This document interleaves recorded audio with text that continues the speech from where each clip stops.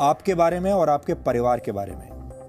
आपने अक्सर लोगों को यह कहते हुए सुना होगा कि फ्यूचर का ज्यादा टेंशन नहीं लेना चाहिए, यानी भविष्य के बारे में तनाव नहीं लेना चाहिए, जो होगा देखा जाएगा। लेकिन ये एक तरह की बहुत लापरवाह सोच है जिसका असर आपके आने वाले कल पर पड़ता है। ये बड़ी अजीब सी बात है कि हमारे देश में लोग छुट्टियां मनाने की जबरदस्त प्लानिंग करते हैं, इंटरनेट पर हॉलिडे पैकेजेस सर्च करते हैं। लोग ये भी प्लान करते हैं कि ऐसी कंपनी का मोबाइल खरीदा जाए जिसमें नए जमाने के फीचर्स हों, वो लंबे समय तक चले और सस्ता भी हो। डिनर कहाँ करना है, कौन सी कार खरीदनी है, मकान कहाँ पर खरीदना है, इस सब के बारे में लोग गहरी रिसर्च करते हैं। यानी हमारे देश के लोग अपनी मौज मस्ती और लाइफस्टाइल की प्लानिंग तो करते हैं, लेकिन अपने भविष्य की कभी कोई प्लानिंग नहीं करते। उन्हें लगता है कि भविष्य की चिंता करने के चक्कर में वर्तमान खराब हो जाता है, लेकिन इस सच को और इस सोच को बदलने की जरूरत है।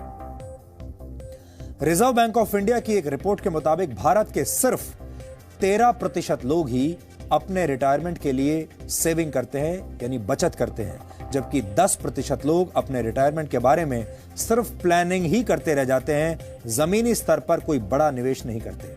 जबकि भारत के 77% लोग अपने रिटायरमेंट के बारे में सोचते तक नहीं। हो सकता है कि आप भी ऐसे लोगों में से एक हों। अपने रिटायरमेंट के बारे में कोई तैयारी न करने की वजह से हमारे देश में 60 साल की उम्र हो जाने के बाद भी करीब 50% बुजुर्गों को काम करना पड़ता है।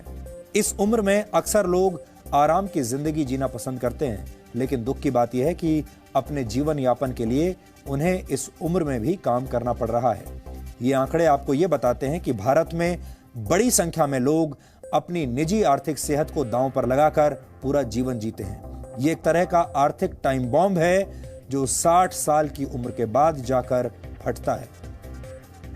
इससे बचने के लिए अक्सर 50-30-20 वाला फॉर्मूला बताया जाता है। आज हम आपको समझाएंगे 50-30-20 वाला फॉर्मूला क्या होता है। अगर आप चाहें तो इस फॉर्मूले को अपना सकते हैं, लेकिन भारत के लोग अपनी आदतों और मजबूरियों की वजह से इस फॉर्मूले से हमेशा दूर भागते हैं।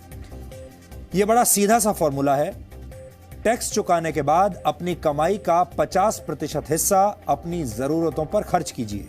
इसके बाद 30% हिस्सा अपनी इच्छाओं पर खर्च कीजिए और बाकी का 20% हिस्सा अपनी सेविंग्स में लगाइए, यानी बचत कीजिए। ऐसा करने से आप अपना भविष्य सुरक्षित रख सकते हैं और आने वाले दिनों को अच्छे दिन बना सकते हैं। लेकिन हमारे देश में नौकरी करने वाले लोगों को लगता है कि अभी इतने आगे तक सोचना क्यों है, 4 दिन जिंदगी है, पूरी मौज मस्ती के साथ जीनी चाहिए। कुछ लोगों का यह तर्क भी होता है कि महंगाई के जमाने में बैंक की ईएमआई चुकाने और परिवार की जरूरतें पूरी करने के बाद इतना पैसा बचता ही नहीं कि रिटायरमेंट के बाद वाली सेविंग के बारे में सोचा जाए।